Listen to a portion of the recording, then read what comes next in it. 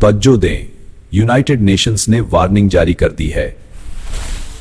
कुछ robots Wars अब इंसान को कत्ल कर सकते हैं। नंबर 1, फौजी रोबोट। अमेरिकी फौज का मार सिस्टम खुद दुश्मन को पहचान कर फायर कर सकता है।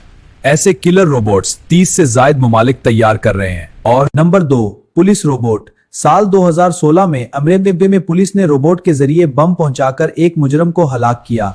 ये पहला रोबोट एग्जीक्यूशन था। हाथा। नंबर 3, हादसाती कत्ल। 2015 में जर्मनी में एक फैक्ट्री रोबोट ने वर्कर को मशीन समझकर दबाकर मार दिया। रोबोट फर्क नहीं कर सका और एलोन मस्क खबरदार करता है, आर्टिफिशियल एटम बम से ज्यादा खतरनाक है, क्योंकि एटम बम खुद नहीं सूझता है। अब फैसला आपका है।